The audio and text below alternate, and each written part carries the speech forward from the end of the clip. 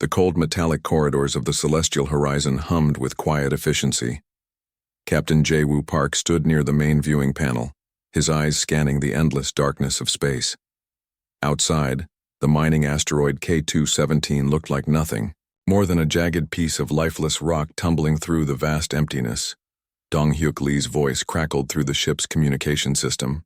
"Captain, we're picking up an unusual energy signature near the southern drilling zone." His fingers danced across multiple holographic screens, tracing strange electromagnetic patterns that didn't match typical mineral readings. The mining vessel had been in this sector for weeks, extracting rare minerals from asteroids that most commercial operations considered too dangerous. The crew of 6 were not typical explorers or scientists. They were professionals who saw the universe as a resource to be methodically harvested, with minimal emotional attachment. A small movement caught the ship's external sensors. Something was moving among the rocky debris. Something alive. Hye-jin Kim, the medical officer, zoomed in the external cameras. At first, nothing seemed unusual. Then, between 2 massive rock formations, a tiny figure became visible. It was small, fragile, and completely out of place in this harsh environment. "Is that a living being?" she whispered. The figure was barely the size of a human child, with skin that seemed to shimmer and change color against the dark asteroid background. Its movements were erratic, desperate. It wasn't walking. It was crawling, struggling to survive in an environment that offered no mercy. Jae-woo's first instinct was practical. Rescue meant complications, resources, potential risks. The crew's mission was simple: extract minerals, return to base, get paid. An alien child was not part of the operational plan.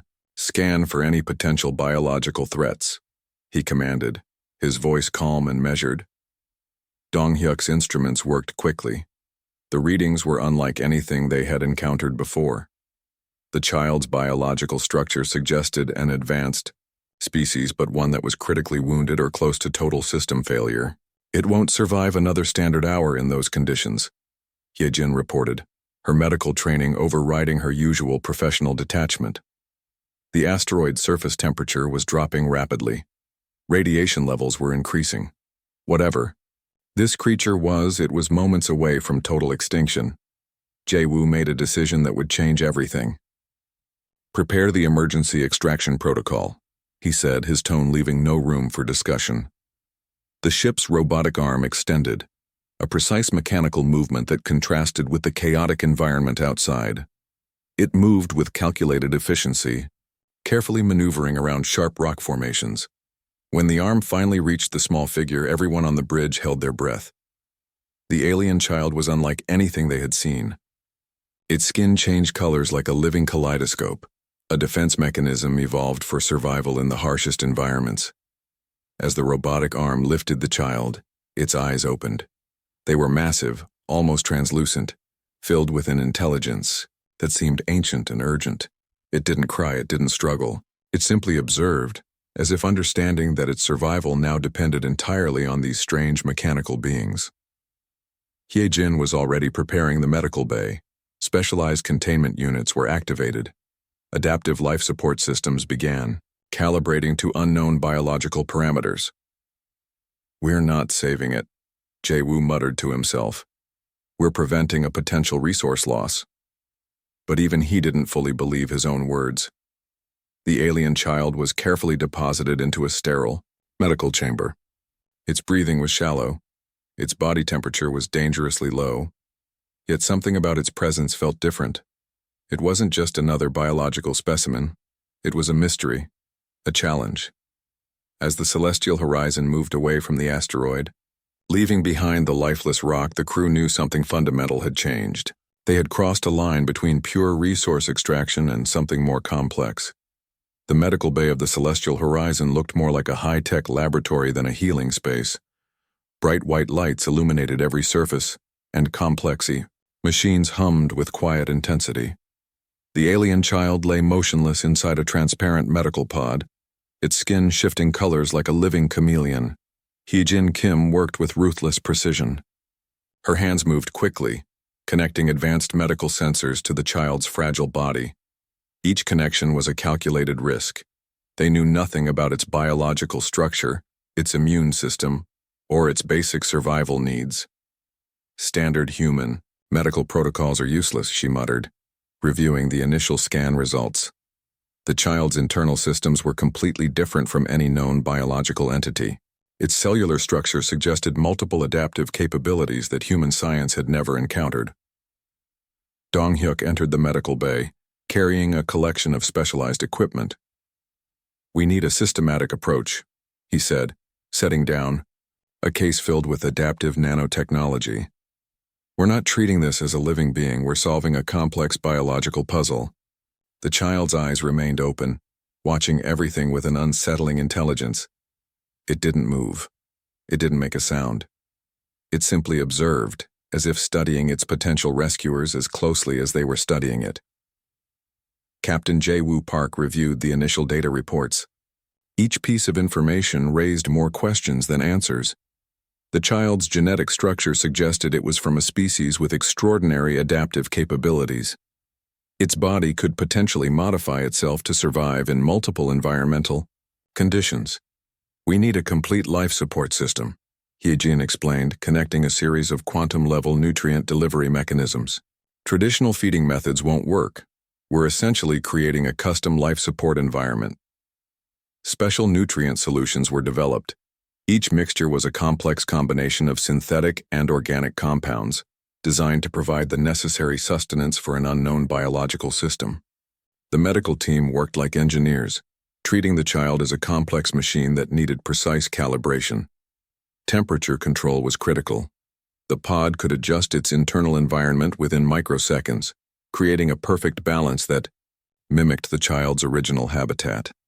Radiation shields, atmospheric regulators, and quantum healing nanites worked together to maintain a delicate biological balance.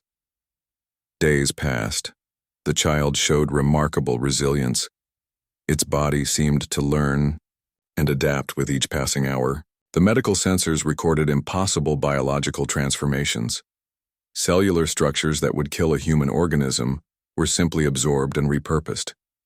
"It's learning," Dong-hyuk observed during one of his routine system checks. "Not just surviving, adapting." The crew began to name the child, not out of emotional attachment but as a practical identification method. Riley became the official designation, a simple neutral term that felt neither human nor alien.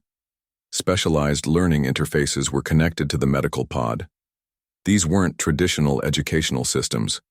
They were complex data streams that allowed Riley to absorb information at an incredible rate.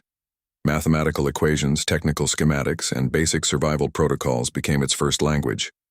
Jae-woo watched the process with a mixture of professional curiosity and something deeper, a feeling he refused to acknowledge as anything close to care. "We're not saving a life," he would remind the crew. "We're preserving a potential resource." But everyone knew this was more than a simple rescue mission. Riley's body continued to change. Its skin could now reflect the medical bay's lighting, creating near-perfect camouflage. Its respiratory system showed signs of adapting to multiple atmospheric conditions. What had started as a potential biological emergency was transforming into something extraordinary. The celestial horizon continued, its journey through the vast darkness of space carrying its unexpected passenger.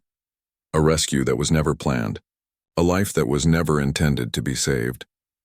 3 months had passed since Riley's rescue. The celestial horizon moved silently through deep space, its routine unchanged, yet everything was different. The alien child had become more than a medical curiosity. It had become a living part of the ship's ecosystem.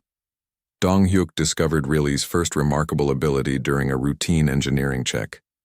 The child was sitting near the complex computer systems, its translucent fingers hovering just above the quantum processors.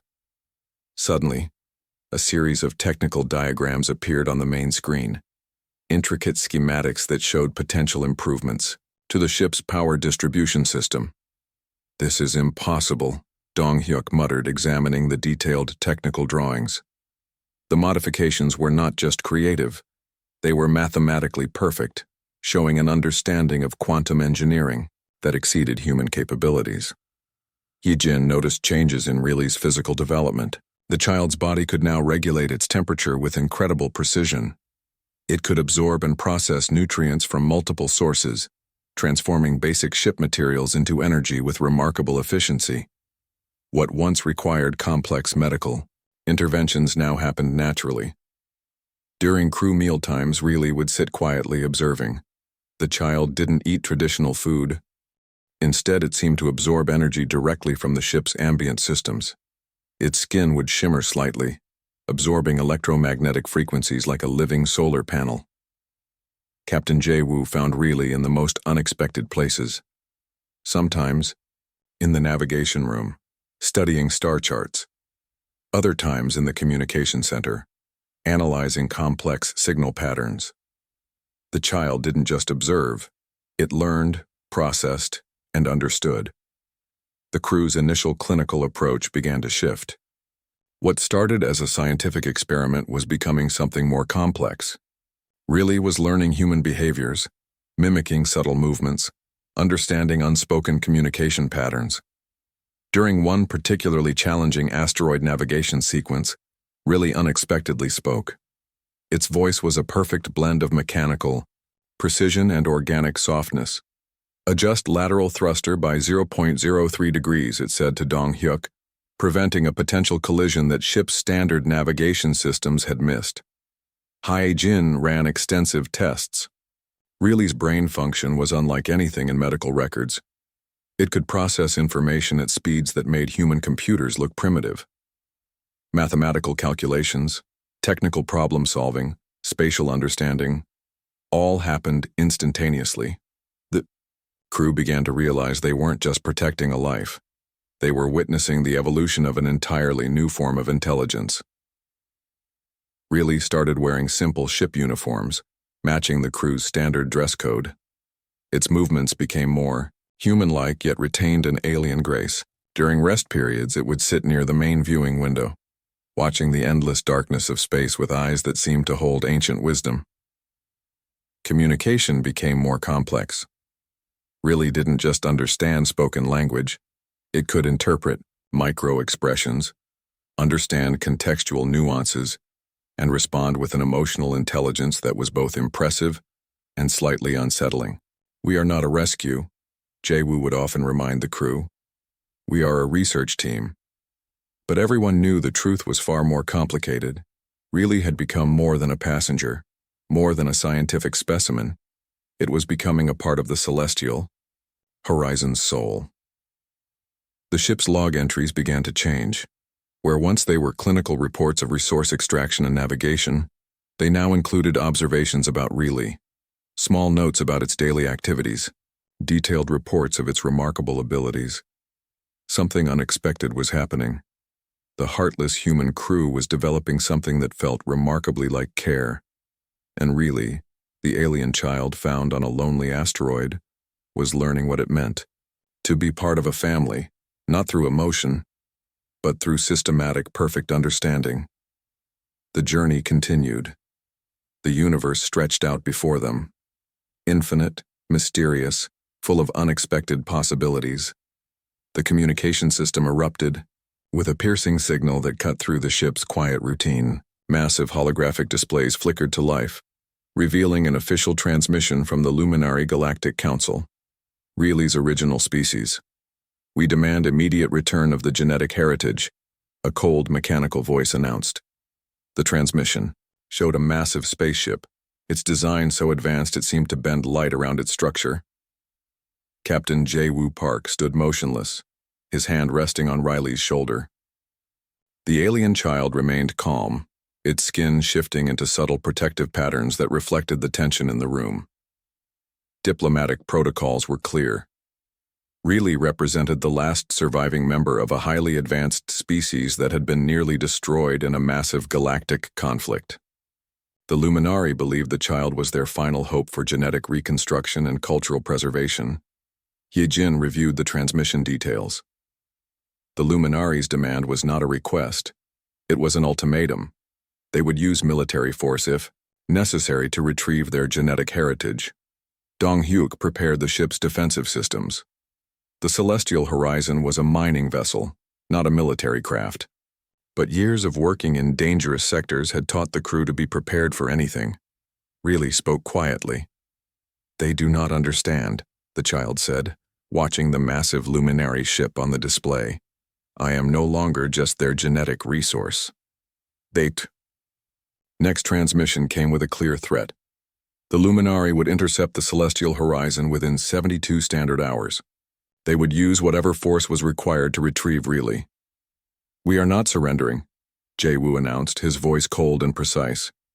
"This is no longer a simple retrieval operation." The crew worked quickly. Reilly became an active participant in their defensive planning. The child's ability to process complex mathematical calculations allowed them to create navigation strategies that would challenge the most advanced tracking systems. Specialized energy shields were activated. Quantum displacement drives were prepared. The mining vessel transformed into something more, a protective shell for its unexpected passenger. The Luminari ship approached with terrifying speed. Its weapons systems were unlike anything in known galactic military technology. Pure energy weapons that could destroy matter at the molecular level. "They will not understand negotiation," Reilly said, connecting directly to the ship's main computer system. "They see me as a thing, not a living being." Hye-jin realized something profound was happening. Reilly was not just preparing for survival. The child was preparing to make a choice about its own future. The first attack came without warning. Massive energy pulses struck the Celestial Horizon's defensive shields. The entire ship shuddered, but the shields held. Reilly's modifications to the ship's systems proved more effective than standard military protection. Jae-woo made a decision that would change everything. "We are not returning you," he told Reilly. "You are part of this crew now." The communication channels exploded with threats. The Luminari demanded immediate surrender. They claimed legal rights, genetic ownership, the language of pure scientific calculation. But the human crew had moved beyond calculation. They had entered the realm of something more complex: protection, choice, family. Reilly's skin began to glow, reflecting complex energy patterns that seemed to interface directly with the ship's systems. The child was no longer just a passenger. It was becoming the Celestial Horizon's heart. The final confrontation approached. One ship, countless possibilities, a single life hanging in the balance. The final confrontation arrived with silent intensity. The Luminary warship surrounded the Celestial Horizon, its energy weapons creating a cage of pure destructive potential. Reilly stood at the main viewing panel, watching the massive vessel with calm precision. "They will not understand choice," the child said softly. Its skin reflected the complex mathematical patterns of potential conflict, changing colors like a living computer system. Captain Jae-woo Park activated the ship's communication systems. His voice was calm, almost mechanical. "We are not returning the individual designated as Reilly," he announced. "This is no longer a matter of genetic ownership." The Luminari response was immediate and brutal. Energy weapons charged, preparing to reduce the Celestial Horizon to atomic particles. Diplomatic communication had ended. This was now a matter of absolute force. Reilly's fingers touched the ship's main interface. Suddenly, complex data streams began flooding the Luminary communication systems. Not weapons, not threats, pure information. The data showed Reilly's complete journey. Every moment since the rescue, the medical interventions, the learning process, the gradual transformation from a rescued specimen to a living, thinking being with the right to choose its own path. Dong Hyuk prepared defensive systems. Hye-jin monitored biological readings. The entire crew moved with a precision that suggested they were more than individuals. They were a single, unified organism protecting one of their own. The Luminary warship hesitated. The information flow was unlike any diplomatic communication they had encountered. It wasn't an argument. It was a complete documentation of individual development. Reilly spoke directly to the luminary communication systems. "I am no longer a genetic resource," the child said. "I am a living being with the right to choose my own path." The universe seemed to pause. Massive energy weapons remained charged but inactive. The Luminari were processing something they had never considered: the possibility that a genetic resource could become something more. Captain Park's final statement was simple and direct. The individual known as Reilly is now a crew member of the Celestial Horizon. Any attempt to remove this individual will be considered an act of direct aggression. Hours passed. Tension filled the space between the two ships. The Luminari processed the unprecedented situation. A rescued specimen. A potential genetic resource. Now claiming individual rights. Reilly's body continued to change. Its skin could now perfectly reflect the ship's internal systems. Part biological, part technological. A perfect blend of adaptation and intelligence. The communication systems crackled. The Luminari made a decision that would change galactic understanding forever.